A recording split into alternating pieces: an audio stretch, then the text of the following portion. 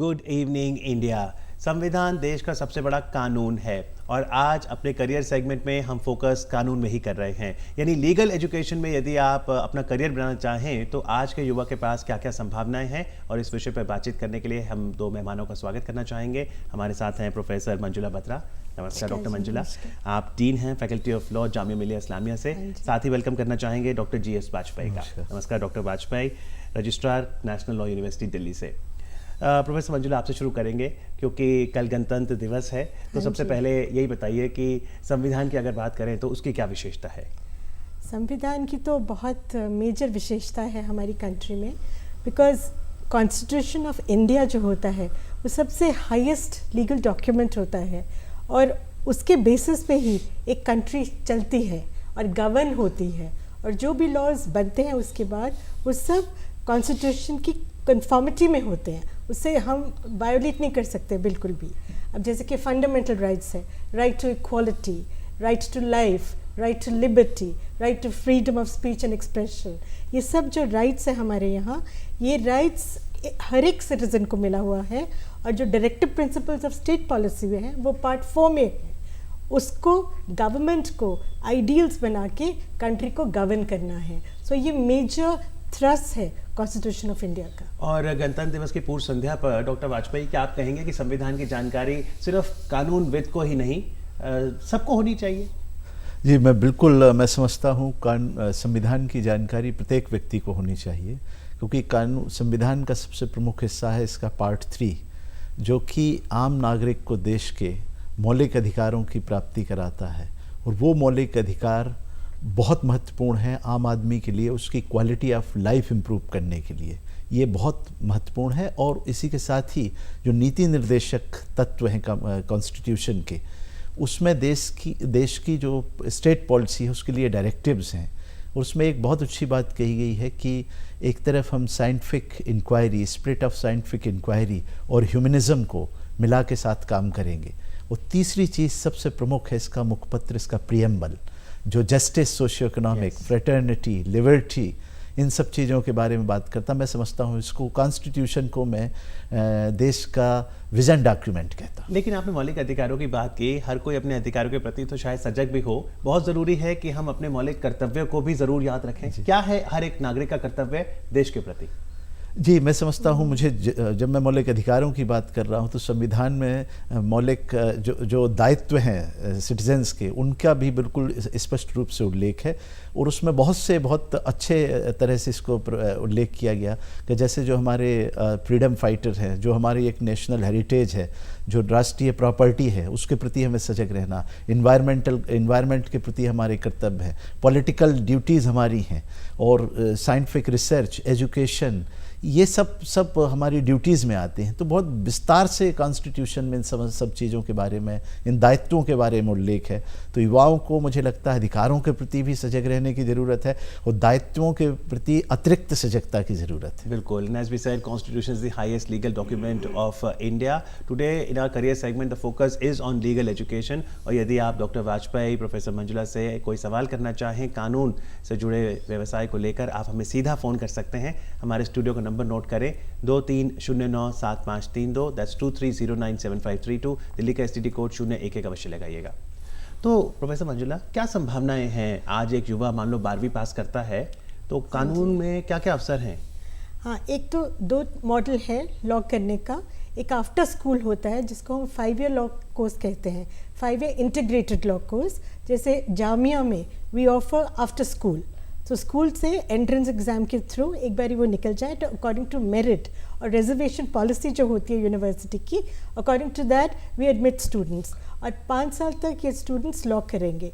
First 2 years जो होते हैं वो थोड़े से नॉन लॉ सब्जेक्ट्स भी करते हैं, जैसे इकोनॉमिक्स कर लेंगे, सोशियोलॉजी भी करेंगे, पॉलिटिकल साइंस करेंगे, so that they get an idea of other subjects. Because law सबके साथ जुड़ा हुआ है, लॉ इंटरडिसिप्लिनरी है, उसमें सोशियोलॉजी भी आती है, उसमें इकोनॉमिक्स भी आता है, उसमें पॉलिटिकल साइंस भी आता है। कोई भी सब्जेक्ट आप रिलेट करोगे उसके साथ करते हैं। तो इसका मतलब जो युवा लॉ में आना चाहे उसका एप्टीट्यूड ऐसा हो कि वह काफ़ी डिसिप्लिन में रुचि रखे। हाँ, वो बिकॉज सोशल साइंसेस है ना, सोशल साइंसेस से जुड़ा हुआ है।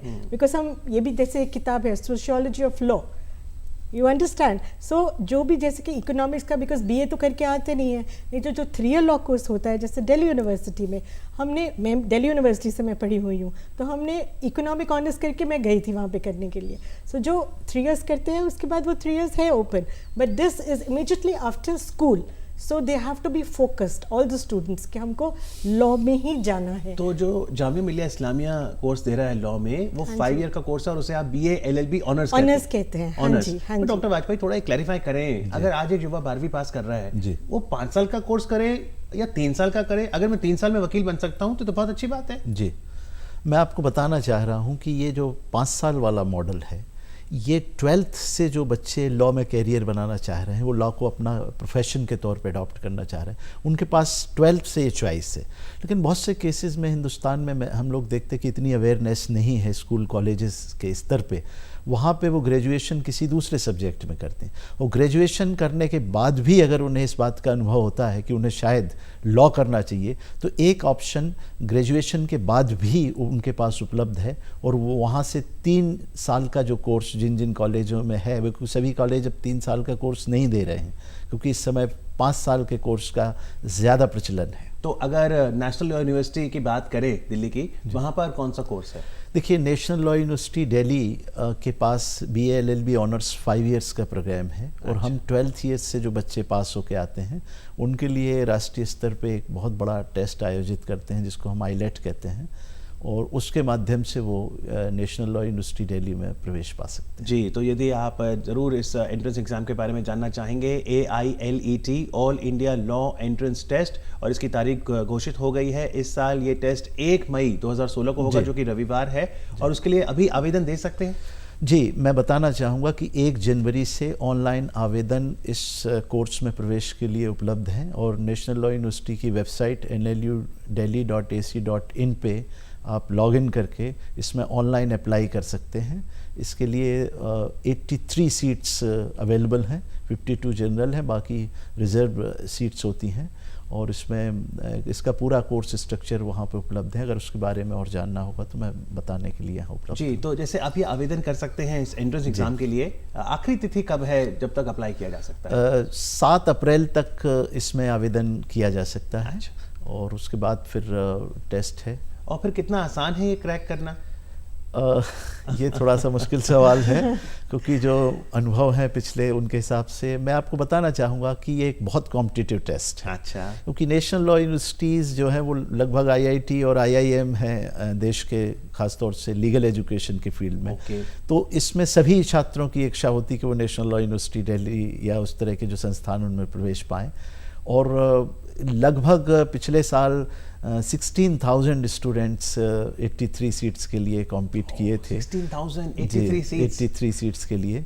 तो ये कॉम्पिटिटिव एग्जामिनेशन, मगर मैं ये नहीं कहता हूँ कि ये असंभव है, क्योंकि इसमें मैं आपको बताना चाहूँगा कि इसमें दूर दराज के छोटे छोटे शहरों के भी बच्चों ने इस टेस्ट को क्लियर करने में सफलता पाई है. यानी भले ही नेशनल लॉ यूनिवर्सिटी दिल्ली इसका आयोजन कर रही है, देश भर का कोई भी विद्यार्थी इसमें बैठ सकता है. किसी भी आप गांव में देश के रहते हो, कहीं भी रहते हो, आपको उस टेस्ट की थोड़ी सी तैयारी करनी है. उस टेस्ट का जो प्रारूप है वो आप देख सकते हैं, उसके बारे में भी मैं बता सकता हूँ. अगर आप उसकी तैयारी करें तो आप निश्चित रूप से इसमें सफलता पा सकते हैं और यहाँ पे प्रवेश ले सकते हैं. जी, टेस्ट में किस तरह के सवाल आते हैं, कितनी देर का होता है, ये भी मैं ज़रूर जानूंगा आपसे. लेकिन उससे पहले अगर हम जामिया मिलिया इस्लामिया की बात करें, और क्योंकि वहाँ जो फैकल्टी ऑफ लॉ है उसकी आप डीन हैं, तो वहाँ पे एकेडमिक साइकिल कैसी है अगर किसी ने आवेदन लेना हो तो? देखिए, हमारा ये exam, entrance exam last year मई एंड में हुआ था. उससे पहले हमेशा जून में होता था. सो ये लास्ट वीक ऑफ मई में you can take the exam, और ये भी ऑनलाइन एडमिशन प्रोसेस है. तो जामिया का अलग से एंट्रेंस है? हाँ, we have our own entrance test, हम खुद ही बनाते हैं. तो अब but it is open for the मई एंड या जून में होगा. Prospectus will be out soon. Okay. हाँ, बहुत जल्दी वेबसाइट पे प्रोस्पेक्टस आ जाएगा. उसमें कितने लोग अप्लाई करते हैं, कितनी सीटें हैं लगभग? देखिए, वी हैव 80 सीट्स, प्लस जो स्पोर्ट्स कोटा एक्स्ट्रा होता है. And 80 seats के लिए last year we had about 4,000 to 5,000. That means the demand for law has increased over all these years? Yes, बहुत increase हुआ है, and it is as good as any other profession like IIT अब कीजिए, IIM कीजिए, because now students get a very good pay package. But एक sad situation ये है law में कि सब कॉर्पोरेट सेक्टर में भागना चाह रहे हैं. यू नो कि एक पैकेज मिल जाए उनको इमीडिएटली आफ्टर ख़त्म करके कि अर्निंग शुरू हो जाए। तो जो लिटिगेशन में लोग जाना पहले जाते थे अब कम जाते हैं। प्रैक्टिस जो आप कह रहे हैं, अपनी प्रैक्टिस पर प्रैक्टिस के थ्रू ही हम सोशल चेंज ला सकते हैं, है ना। प्रैक्टिस के थ्रू ही हम सोशल जस्टिस दे सकते हैं। जो मैंने देखा है यंगर जनरेशन प्रेफर करती है कि उनको एक पे पैकेट मिल जाए, बिकॉज प्रैक्टिस में तो टाइम लगता है ना थोड़ा सेटल होने में। बट अगर प्रैक्टिस करनी हो, लॉ तो बहुत वास्ट टर्म है। हाँ जी। अब आज साइबर लॉ भी है, सिविल लॉ भी है, क्रिमिनल लॉ भी है। हाँ जी। तो इन जो फील्ड्स हैं इनमें ज़्यादा लोकप्रिय कौन सी हैं? देखिए इंटेलेक्चुअल प्रॉपर्टी राइट्स पर एक स्पेशलाइजेशन है। अब cyber crimes is becoming very popular now, it is still going to pick up, and arbitration is a very fertile area, and alternate dispute settlement जैसे हम बोलते हैं मीडिएशन, आर्बिट्रेशन, नेगोशिएशन, ये outside court settlement है, this is really picking up. तो जब 5 years का course अगर कोई कर रहा है BA LLB ऑनर्स जामिया से, कौन से साल में वो स्पेशलाइजेशन चूज करेगा?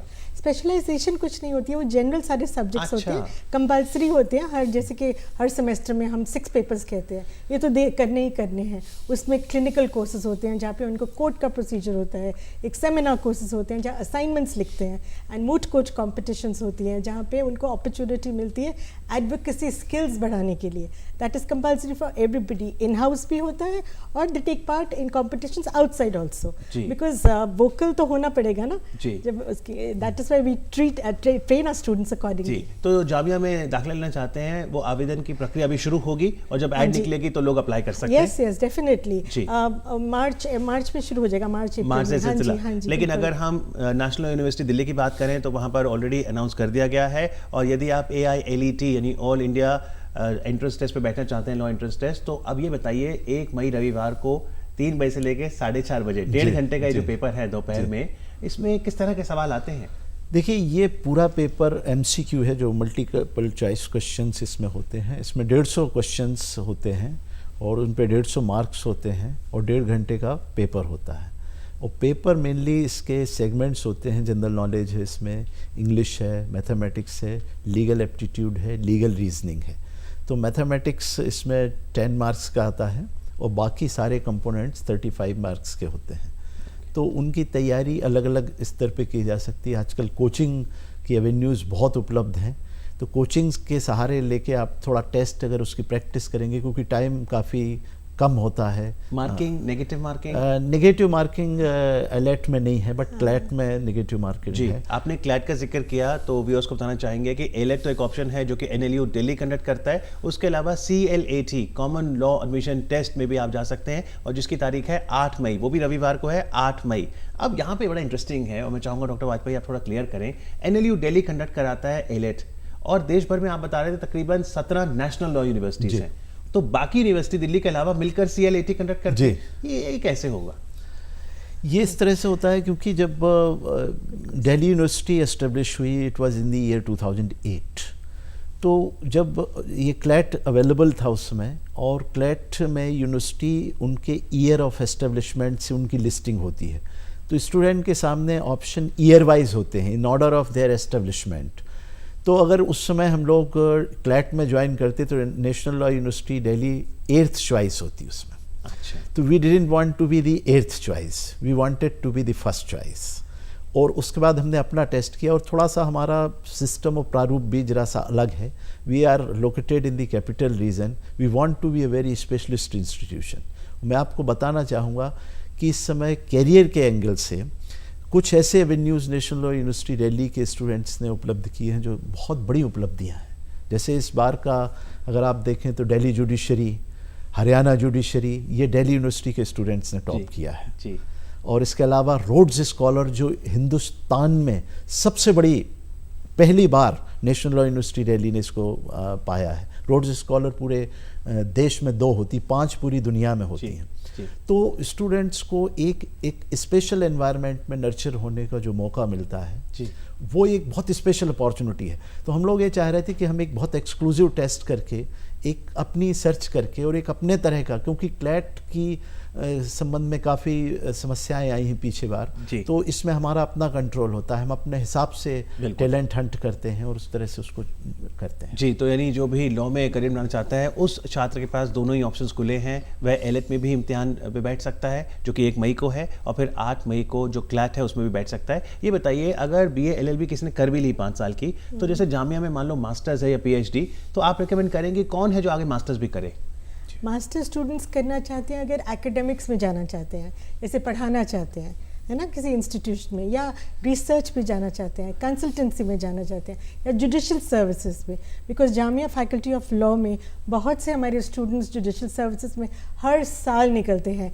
इनफैक्ट हमारे एक स्टूडेंट ने टॉप भी किया है दिल्ली जुडिशल सर्विस लास्ट है, वो भरत चुके हैं, ही डिड वेरी वेल। और नबीला एक नाम की लड़की है जो first Muslim girl in Delhi थी, जिन्होंने दिल्ली में उनको मिल गया था। So everywhere, whether it is Haryana, whether it is West Bengal, whether it is Assam, whether it is Madhya Pradesh, हमारे स्टूडेंट्स हर जगह जुडिशल ऑफिसर्स बन रहे हैं। और आप इनकरेज करेंगे युवा लॉ को अपनाएं? देश को ज़रूरत है और वकीलों की? बिल्कुल बहुत ज़रूरत है, और मैं चाहूँगी कि विमेन लॉयर्स की बहुत ज़रूरत है, बिकॉज विमेन लॉयर्स के लिए ये एक चैलेंजिंग प्रोफेशन तो है ही, पर वहाँ समाज में उनकी बहुत ज़रूरत है, बिकॉज काफ़ी ज़्यादा क्राइम्स होती है उनके अगेंस्ट, और उनके अट्रॉसिटीज़ भी है, और उनको कॉन्फिडेंस देना है जो हमारे में लैक करता है। 30 seconds, final words doctor Vajpayee. या मैं ये भी बताना चाहूँगा, शायद वार्तालाप में बात नहीं हुई, कि इसी टेस्ट के साथ एलएलएम और पीएचडी प्रोग्राम के लिए भी टेस्ट हो रहा है। अच्छा, तो वो अलग से नहीं है, जिनको एलएलएम करना है या पीएचडी करना है वो लोग भी 1 मई को